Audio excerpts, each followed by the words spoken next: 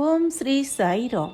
భగవాన్ శ్రీ సత్యసాయి బాబా వారు రచించిన రామకథ రసవాహిని ద్వితీయ భాగము సీత అన్వేషణము 6వ ప్రకరణము 12వ రోజు. హనుమంతుడు తూర్పునకు తన పరివారమును తీసుకుని పోయెను. సుషేనుడు మైందవుడు తన పరివారములతో వెళ్ళిరి. వీరు గంధమాదన సుమేర పర్వతము, అర్జున పర్వతము, నీలగిరి పర్వతముల గుహలను పరిశోధించిరి. వెతుకుతూ ఉత్తర సముద్ర తీరం చేరిరి.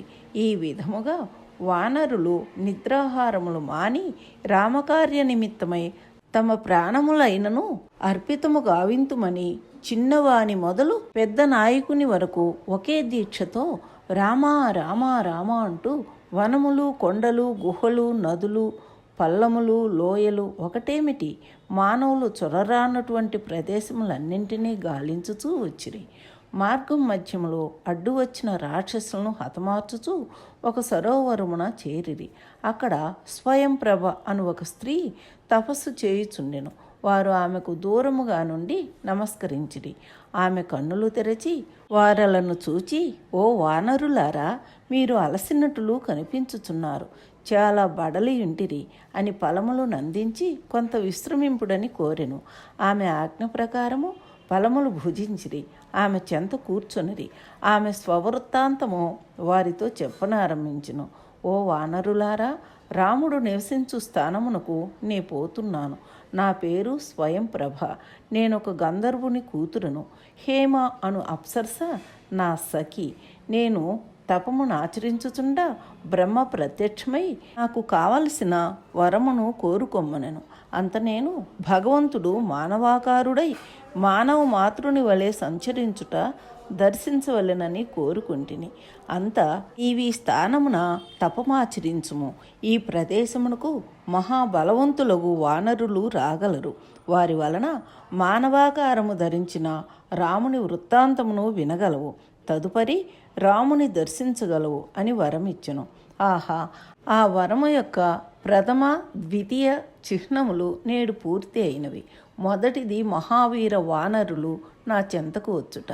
రామనివాస స్థానము, రామకథా విధానము తెలుపుట. రెండవది రామదర్శనము మాత్రమే కొదవ. అది కూడాను అయినట్టులనే తృప్తి చెందుచున్నాను అని ఆనంద భాష్పములు విడుచుచూ ఆ స్త్రీ తన సంతోషమునకు హద్దులు లేని ఆనందమును భరించుచుండా వానరులు కూడా అమితానందపడిరి. అంతలో ఆ స్త్రీ కన్నులు మూసుకొని ఒక పరి యోచించి, వానరులారా, ఒక సముద్ర తీరమున దివ్య పట్టణములో సుందరమైన వనమున సీత ఏకాంతముగా విలపించుచున్నది. తప్పక మీరు చూతురు, విచారించుకుడు అని ఆశీర్వదించెను. వానరులు గంతులు వేసి, ఆహా, మనకు సుగ్రీవుడిచ్చిన వ్యవధి 2 దినముల్లో గడిచిపోవును, కానీ సీతను చూడలేకపోతిమి అని అంగదాది వానరులు విచారించిరి, కన్నీరు కార్చిరి. సముద్ర తీరమున చేరి దానిని దాటుటకు ఎవ్వరికీ చేతకాక ఇసుక తిన్నెలపై గుంపులు గుంపులుగా కూర్చుని విచారించుచుండిరి. అంగదుని దుఃఖమును చూచి జాంబవంతుడు పలు విధములుగా ఉపదేశించెను. మన ప్రయత్నములో ఎట్టి లోటును లేదు. శక్తి లోపము లేక అన్నపానాదులు సహితము ఆశించక క్షణమైనను వృధాపరచక సీతను వెతుకుచునే ఉన్నాము. మన ప్రభు సుగ్రీవుడు మన ప్రయత్నములను చూడకుండాను శ్రీరాముడు చూచుచునే ఉన్నాడు కనుక రాముడు ఎట్టి శిక్షను మనకు అందించడు. భయపడనక్కర్లేదు. రామకార్యము కనుక అతని నామమును స్మరించుచు మన ప్రయత్నము మనము చేతుము అని కొంత ఓదార్పు మాటలు పలికెను. ఇంతలో సహోదరునకు తిలోదకములనిచ్చు నిమిత్తము ఒక పెద్ద వృద్ధపక్షి అక్కడికి వచ్చెను. వానరులు దాని చుట్టూ చేరి వీడు రాక్షసుడా ఎవడని విచారించుటకు ప్రారంభించిరి. ఆ పక్షి, వానరులారా, నా పేరు సంపాతి. నేనును జటాయువును సోదరులము. చిన్నతనములో మేము పందెము వేసుకుని సూర్యుని సమీపించుటకు మీదికి ఎగిసితిమి. సూర్యుని వేడిమిని సహించలేక నా తమ్ముడు తిరిగి వచ్చును. నేను దురభిమానము చేత పట్టిన పట్టును విడువక మీదికి ఎగురుచుంటిని. ఈ విధముగా అనేక పర్యాయములు చేయుట చేత నా రెక్కలు కాలి విరిగిపోయెను. అంతరిక్షము నుండి దబ్బున క్రింద పడితిని. ఆ దారిన చంద్రముడను ముని వెళుతూ నా దురవస్థను చూచి జాలిపడెను. అనేక విధముల అతడు నాకు జ్ఞానోపదేశము చేసెను. అతని ఉపదేశముచే నాకు దురభిమానము నశించెను. ఓ పక్షిరాజా, నా మాట వినుము. త్రేతాయుగములో శ్రీమన్నారాయణుడు నరాకారుడే అవతరించును. అతని భార్యను రావణుడు అపహరించును. అతని భార్యను వెతుకుటకు వానర సైన్యము వచ్చును. ఆ దూతలైన వానరులను చూచి నీవు పవిత్రుడు అగుదువు. అప్పుడు నీ రెక్కలు నీకు యథారీతిగా వచ్చును. అప్పుడు సీత వృత్తాంతము వానరులకు తెలుపుమని ఆదేశించును.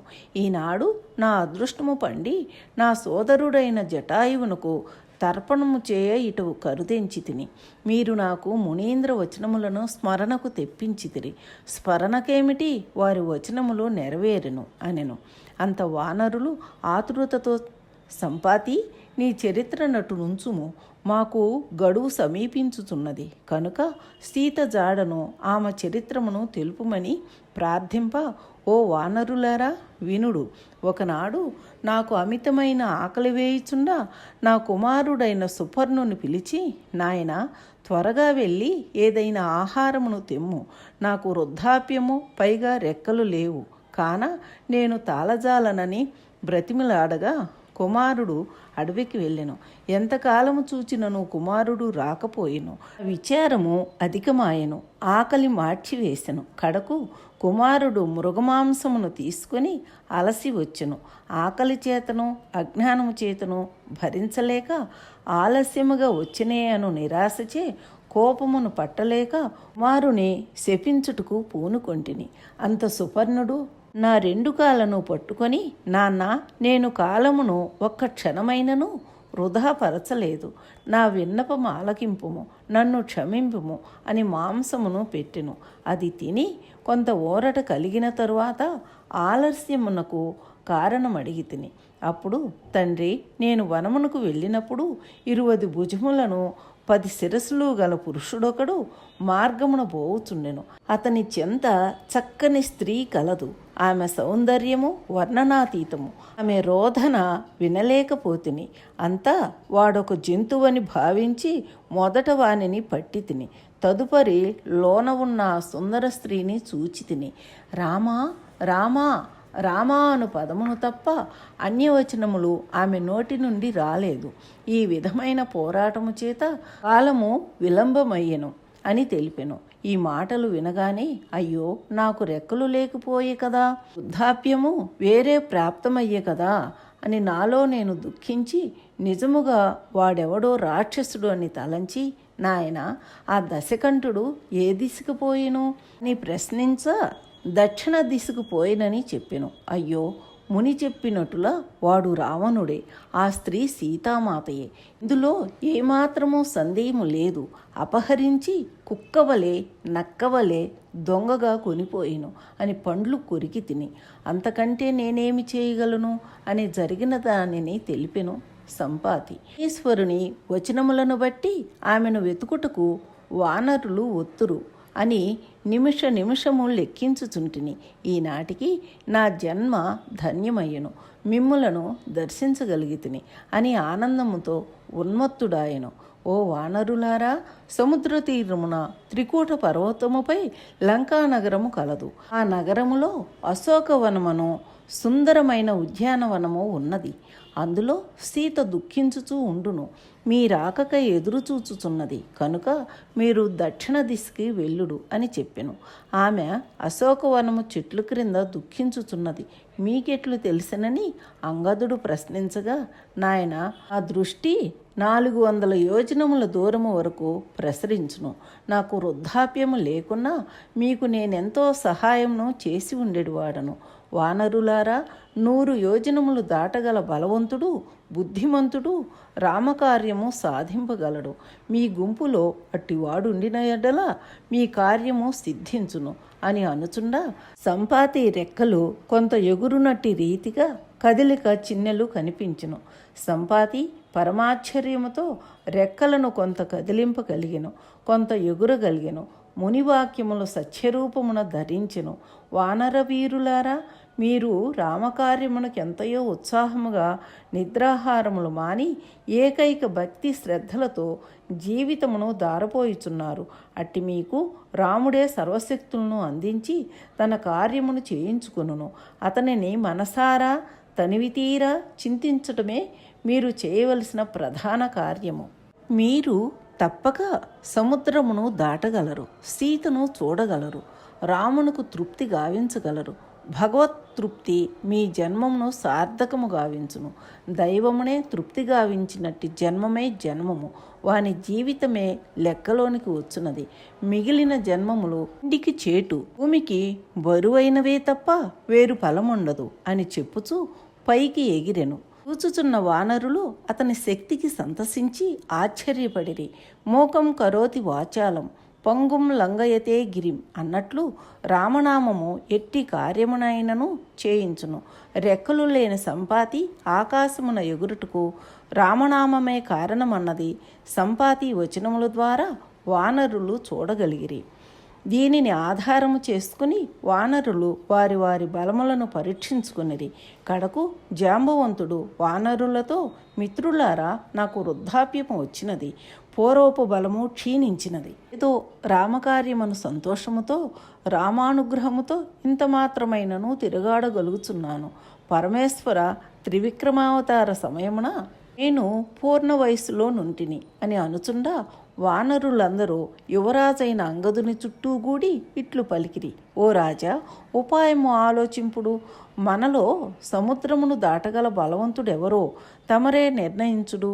తమ ఆజ్ఞ శిరసావహించి ముందు ప్రయత్నములు చేతుము అని పలికిన తోడనే అంగదుడు సమావేశపరిచి ఎవరెవరి శక్తి ఎంతటితో తెలుసుకొనగోరెను. వికటుడు లేచి, రాజా, నేను 30 యోజనములు దాటగలను అని చెప్పెను. నీలుడు, రాజా, నేను 40 యోజనములు దాటుదునే కాని తరువాత 1 అంగుళమైన ముందుకు పోలేను అని తన శక్తిని తాను నిరూపించును. దుర్ధరుడు లేచి, రాజా, నేను 70 యోజనములు సునాయాసముగా దాటుదును అని తెలిపెను. ఇంతలో చేతులు చాచి విర్రవీగి నేను 60 యోజనములు దాటుదునని నలుడు పలికెను. ఈ రీతిగా ముచ్చటిచ్చుచుండా అంగదుడు, ఓ వానరులారా, నేను సముద్రమును దాటగలుగుదును, కానీ తిరిగి రాగలనో లేదో అని సందేహము. ఒట్టి దాటుట మాత్రమే కాదు, అసట రాక్షసులతో పోరాడవలెను కదా. ఆ పోరాటములో నా బలము అణిగిపోవును. రాకపోకలకు పోరాడుటకు తగినంత బలము లేదు అని తాను నిరుత్సాహపడిన తక్షణమే నాయకులైన వానరులు లేచి, ఓ రాజా, మీరు యువరాజులు, మీకు సామర్థ్యము ఉండినను లేకపోయినను విచారణీయ అంశము కాదు. మీరు స్వయముగా వెళ్ళుట ఉచితము కాదు, రాజధర్మములకు విరుద్ధము. ఆ పనిని మీ సేవకులు చేయగలరు. ఇన్ని కోట్ల మంది తమ సేవకులుండా తమను ప్రవేశపెట్టుట మాకు నీతి కాదు. కనుక తామీ కార్య విషయమున మరొకరిని నియమించుడని జాంబవంతుడు మున్నగు వారు ప్రార్థించిరి. అంగదుడు అటూ ఇటూ చూచి, ఓయి వాయుపుత్ర, నీవు శ్రీరామబంటు, మహాభక్తుడు, ప్రథమ పరిచయమును గావించుకున్నవాడు. నీ శక్తి యుక్తి భక్తుల చేతనే సుగ్రీవుడైన రాజునకు మైత్రి గావించితివి. అట్టి నీవు రామకార్యములో మౌనముగా ఉండుటలోని అంతరార్థమేమిటో మాకు అర్థమగుటలేదు అని అనేక విధముల వాయుపుత్రుని వర్ణించును. నీవు సాధించలేని కార్యము ఏదీ ఒకటి ఉండదు. బుద్ధిమంతుడువు, బలవంతుడువు, గుణవంతుడువు, హనుమంతుడువు, నీ శక్తిని నీవు యోచించుకొమ్ము అని అంగదుడు కొనియాడెను. అంగదుని మాటలు అతనికి పూర్వపు శక్తిని అందించెను. దిగ్గున లేచి, వానర సోదరులారా, మీరు నా రాకకు ఎదురు చూచుచూ ఇచ్చటనే నిలచియుండు. మీరు ఇంతకాలము వనములు, అడవులు, పర్వతములు తిరిగి విశ్రాంతి లేక అలసి ఉన్నారు. ఇక్కడనే కందమూలాదులు భక్షించుచు విశ్రాంతి తీసుకొనుడు. నేను ఇప్పుడే సముద్రమును దాటి లంకలో ప్రవేశించి సీతను చూచి వచ్చెదను. రామకార్యము కంటే నాకు కావలసినది మరొకటి లేదు. అతని అనుగ్రహమునకు పాత్రుడు నగుట కంటే జన్మకు అన్యసార్థకత ఏమున్నది అని అందరికీ నమస్కరించి అంగదుని అనుమతిని పొంది, జై శ్రీరామ్ ఈ వానరులు జయ జయధ్వనులు సల్పుచుండా మనస్సున రామచంద్రుని ఒక పరిస్మరించి సముద్రమును దాటుటకు కుప్పించి ఎగసెను. హనుమంతుడు కుప్పించి లంఘించిన వేగమున ఓర్వలేక పర్వతములపైనున్న వృక్షములు విరిగి అవి కూడా అంతరిక్షమునకు ఎగసెను.